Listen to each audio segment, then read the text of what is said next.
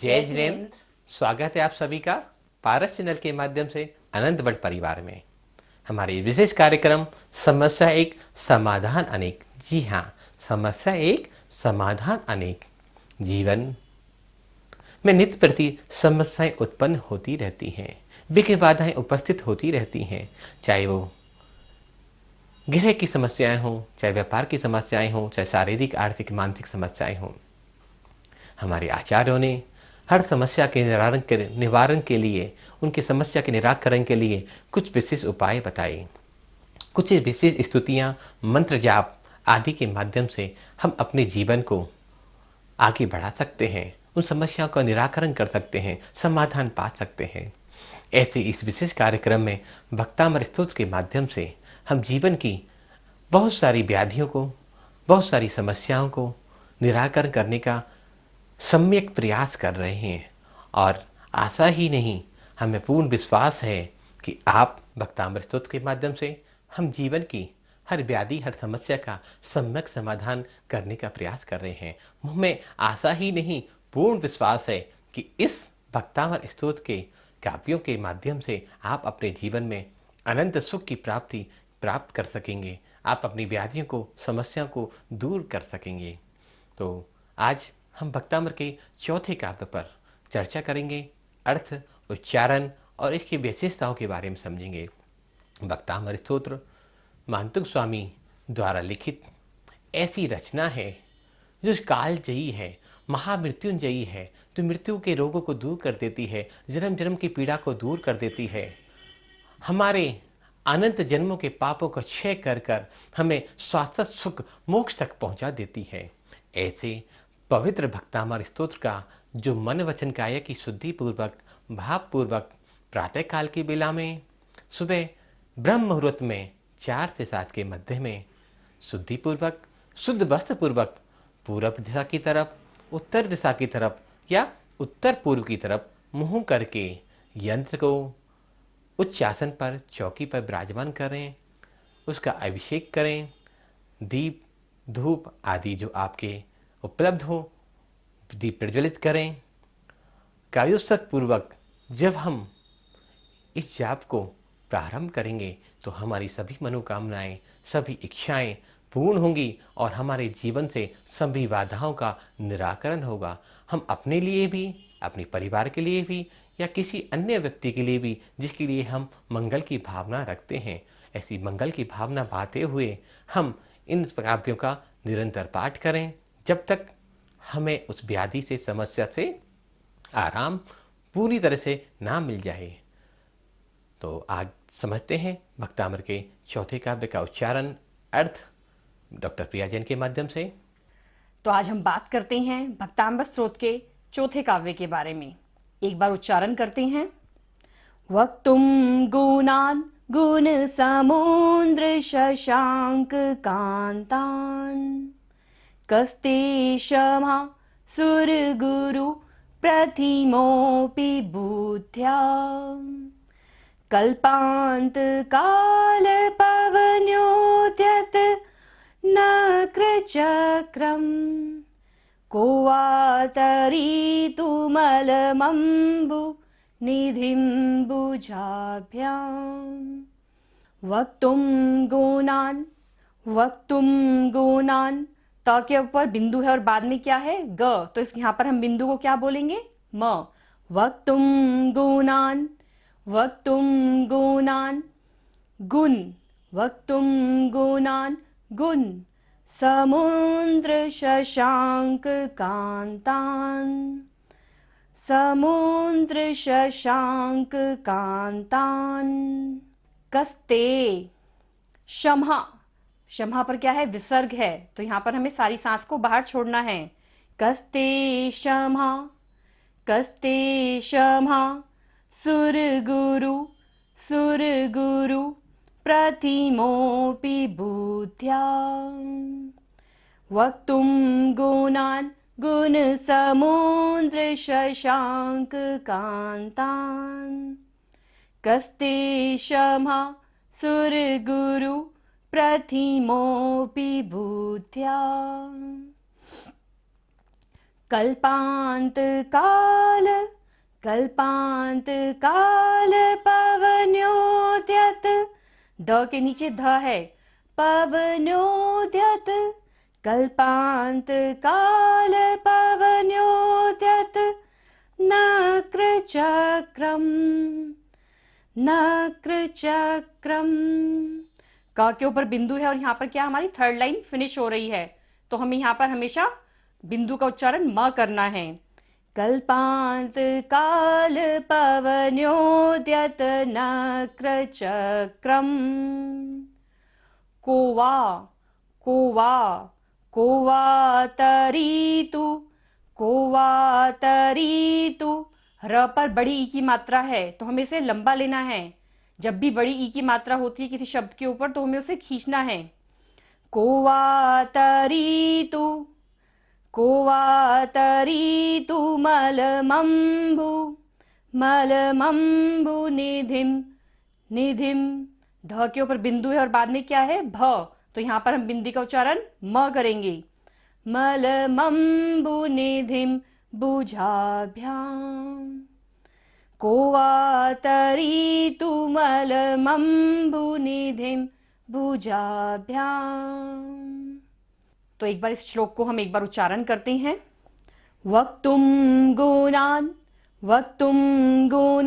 गुण समुद्र शशांक कांतान। कस्ते शमा सुर गुरु प्रतिमोपि बुद्ध्या। कल्पांत काल पवन्योद्यत कल्पांत काल पवन्योद्यत नक्र चक्रम। कोवा तरीतु मलमंबु निधिम बुझाभ्याम। तो अब हम वर्ड टू वर्ड अर्थ समझते हैं श्लोक का। वक्तुम मीन्स कहने के लिए। गुणान मीन्स गुणों को। गुण समुद्र गुण के सागर हैं। शशांक कांतान चंद्रमा के सदृश क्रांति वाले, चंद्रमा के समान क्रांति है आप में। कस्ते कौन है आप। कस्ते मीन्स, कस्ते को हमने यहाँ पर संधि विच्छेद किया है। कह प्लस तय। कहा मीन्स कौन, तय मीन्स आपके। शमहा मीन्स समर्थ। सदगुरु देवों के गुरु बृहस्पति। सुर गुरु प्रतिमोपि बुद्ध्या। प्रतिमोपि बुद्ध्या मीन्स तुल्य। अपि मीन्स भी। बुद्ध्या मीन्स ज्ञान के द्वारा। कल्पांत काल के अंत में, प्रलय काल में। पवन्योद्यत पवन प्लस उद्यत मीन्स उठा हुआ पवन। नक्र चक्रम मगरमच्छों का समूह। कह मीन्स कौन। वा मीन्स अन्य। तरीतुम मीन्स पार करने के लिए। अलम मीन्स और। अम्बुनिधिम सागर को। भुजाभ्याम मीन्स भुजाओं द्वारा। और व्याख्या हम प्रदीप से समझते हैं कि वो कैसे एक्सप्लेन करेंगे इनको, इस श्लोक को। तो इस काव्य के माध्यम से मानतुंग स्वामी फिर अपनी असमर्थता जता रहे हैं कि मैं प्रभु आपकी भक्ति नहीं कर सकता, क्योंकि आप तो गुणों के सागर हो, समुद्र हो, चंद्रमा के समान कांतिवान हो। इतने गुण हैं आपके अंदर कि देव गुरु बृहस्पति भी आपकी स्तुति करने में कभी समर्थ नहीं हो सकते। जब देव गुरु बृहस्पति जो संसार में ज्ञान के लिए श्रेष्ठ माने गए हैं, विशाल माने गए हैं, सबसे बड़े माने गए हैं, वो भी जब आपकी स्तुति करने में असमर्थ हैं, तो मैं कैसे आपकी स्तुति करूंगा। लेकिन प्रभु आपके नाम से संसार सागर में विशाल मगरमच्छों के समूह के बीच में, जब समुद्र में तूफान उठ रहा हो, प्रलय काल आ गई हो, सृष्टि का अंत आ गया हो, उस समय में भी आपके नाम मंत्र का सहारा लेकर उस संसार सागर को पार किया जा सकता है। और संसार सागर से जो आपका नाम लेते हैं वो व्यक्ति पार हो जाते हैं। तो क्या मैं आपकी स्तुति नहीं कर सकता? आपके नाम स्मरण से, आपके मंत्र जाप से, आपकी भावना बहाने से जब संसार सागर को पार हुआ जा सकता है तो स्तुति भी मैं करूँगा, अवश्य करूँगा। ऐसी मंगल भावना, मंगल प्रार्थना इस काव्य के माध्यम से मानतुंग स्वामी अपने आराध्य प्रथम तीर्थंकर देवादिदेव परम पिता परमात्मा आदिनाथ प्रभु के चरणों में व्यक्त कर रहे हैं। यह काव्य अगर मॉडर्न साइंस के हिसाब से या वर्तमान काल में देखा जाए तो माइंड पावर का बहुत बड़ा उदाहरण है। तो बड़े बड़े विद्वान जहाँ अपनी ज्ञानवर्धक बातों के माध्यम से सभी का मार्ग प्रशस्त करते हैं, मोटिवेट करते हैं और आगे बढ़ने की प्रेरणा देते हैं, मानतुंग स्वामी इस काव्य के माध्यम से वही बातें कर रहे हैं। क्या अपनी दो भुजाओं से, इन दोनों हाथों से विशाल समुद्र को पार किया जा सकता है? और कैसा समुद्र? जब प्रलयकार उठ रही हो, तो सुनामी जैसे तूफान आ रहे हों, जब समुद्र अपना रौद्र रूप दिखा रहा हो, जब बड़े बड़े विशालकाय व्हेल और मगरमच्छ, बड़ी बड़ी मछलियाँ तुम्हें पूरा साबुत निगल जाना चाहती हों, उस प्रलय काल में उस मगरमच्छों के बीच में अपनी दोनों भुजाओं से संसार सागर को पार करना क्या आसान कार्य है? नहीं, ये बहुत ही मुश्किल और असंभव कार्य प्रतीत होता है। लेकिन जब आपकी भक्ति करते हैं, आपके गुणों का स्मरण करते हैं, आपके गुणों का चिंतन करते हैं, मनन करते हैं, तो उस संसार समुद्र से भी पार हुआ जा सकता है। तो जिस कार्य को देवगुरु बृहस्पति भी करने में समर्थ नहीं है, जिस स्तुति को करने में, जिनकी प्रशंसा गुणानुवाद करने में संसार में कोई भी समर्थ नहीं है, अगर मैं उनकी स्तुति की प्रयास कर रहा हूँ, उनके गुणों का वर्णन करने का श्रम कर रहा हूँ, आगे बढ़ रहा हूँ इस पथ पर, तो ये मेरा प्रयास निष्फल नहीं जाएगा और मैं अपने इस प्रयास में अवश्य ही सफल हो पाऊंगा। तो डॉक्टर प्रिया बताएंगे आपको कि यह काव्य जीवन में क्या कार्य किए जा सकते हैं इस काव्य के माध्यम से। तो मैं आपको बताती हूँ कि भक्तामृत स्रोत का चौथा जो काव्य है उसका हमें उच्चारण क्यों करना चाहिए, क्या उसका बेनिफिट हमें मिलेगा। ये जो श्लोक है हमें हर तरह की प्रॉब्लम से, हर तरह के ट्रबल से, हर तरह के मिसफॉर्च्यून से हमारी लाइफ में एक सूर्य की रोशनी की तरह काम करता है। जैसे जब एक सूर्य उगता है तो वो ये नहीं देखता कि मैं कहाँ पर रोशनी कर रहा हूँ या मेरा प्रकाश कहाँ जाए और कहाँ नहीं जाए। वो जब उगता है तो हर एक छोटी से छोटी जगह पर भी रोशनी हो जाती है, प्रकाश हो जाता है। उसी तरह ये काव्य है। जब हम इस श्लोक का भक्तिपूर्वक, श्रद्धापूर्वक जाप करते हैं, उच्चारण करते हैं, तो हमारी लाइफ में जितने भी ट्रबल्स हैं, जितनी भी परेशानियां हैं, जितने भी मिसफॉर्च्यून्स हैं, वो सब खत्म हो जाते हैं। कई बार ऐसी परिस्थिति भी हमारे सामने आती है कि हमें लगता है कि हम इन ट्रबल्स के अंदर डूब तो नहीं जाएंगे। जैसे एक इंसान को तैरना नहीं आता तो वो समुद्र में यदि उसको छोड़ दिया जाए तो उसे लगता है कि मैं इसमें डूब जाऊंगा। उसी तरह जब हमारे पास बहुत सारी प्रॉब्लम्स होती हैं, हम कुछ भी काम कर रहे होते हैं लेकिन हमें उसका रिजल्ट नहीं मिल रहा होता, तो हमें यही लगता है कि इन प्रॉब्लम से मैं कब बाहर आऊंगा या आऊंगी। तो उस समय ये श्लोक जो है एक रामबाण औषधि की तरह काम करता है और हमारी लाइफ में हमको लिफ्ट की तरह, जैसे एक लिफ्ट होती है कि ग्राउंड फ्लोर से टॉप फ्लोर तक लेके जाती है, उसी तरह ये श्लोक जो है हमें हमारी परेशानियों से, हमारी लाइफ में मिसफॉर्च्यून से हमें ऊपर की तरफ लेके जाता है।